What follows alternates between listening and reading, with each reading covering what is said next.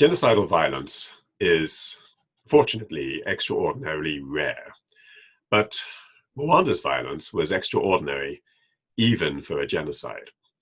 Its characteristics were both shocking and puzzling. Why did so many Rwandans mobilize so quickly and in so many communities? And why did the violence spread so quickly and leave few communities in Rwanda untouched?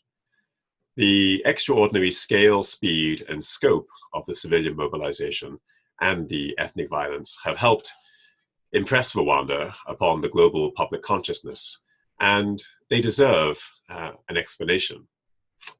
Well, I believe the answer lies in a set of extraordinary geographic and demographic characteristics that set Rwanda apart from other countries in sub-Saharan Africa.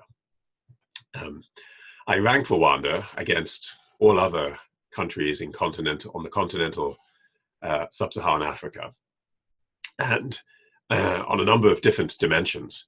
So let me highlight a few of these distinctive dimensions, characteristics that Rwanda had, and explain how I believe they worked in the case of Rwanda's genocide.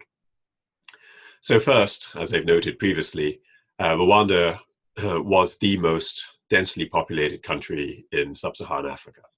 Its extraordinary density helps explain the extraordinary scale of the civilian mobilization.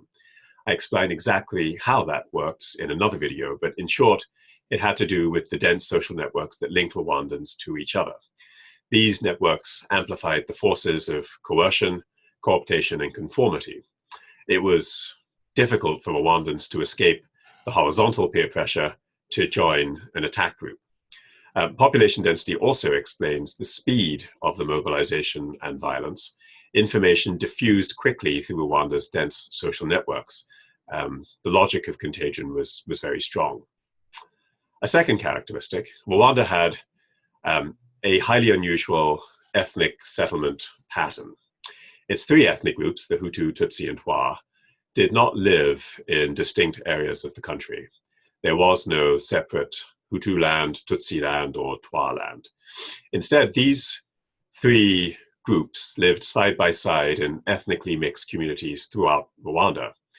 And this helps explain the scope of the violence, why we see violence throughout the territory of Rwanda. Because wherever Tutsi lived, they were targeted. So ethnic interspersion amplified the distrust and fear within communities. Some Hutu came to suspect their Tutsi neighbors of supporting the rebels and believed their agenda was to reverse the Hutu revolution and make the Tutsi sociopolitically dominant once again. A third characteristic, well, Rwanda was the fourth smallest country in terms of territory in continental sub-Saharan Africa. Its small area made it easy for the state to project its power across the country. It also meant that it was easy to travel across Rwanda. Rwanda had the most dense road network of any country in sub-Saharan Africa. It meant that the leaders, the soldiers, the militia involved in the genocide could move quickly from the center to the periphery where they could mobilize communities face to face. The small distances also meant that there were few places that were inaccessible or isolated in Rwanda. Contagion, again, was very strong. It helps explain then why the violence took place in so many places across the country. A fourth and final characteristic I will mention was that Rwanda was the most agrarian-based society in sub-Saharan Africa at the time of the genocide. It had the lowest level of urbanization of all sub-Saharan African countries. 93% of Rwandans lived in rural areas. Why did this matter?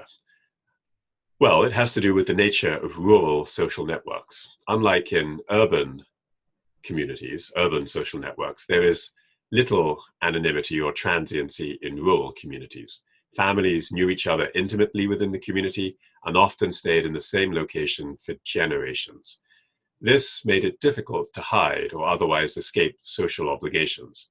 So as with Rwanda's extraordinary population density, this characteristic, its highly rural population, also worked to amplify social influences and helps explain the remarkable popular mobilization.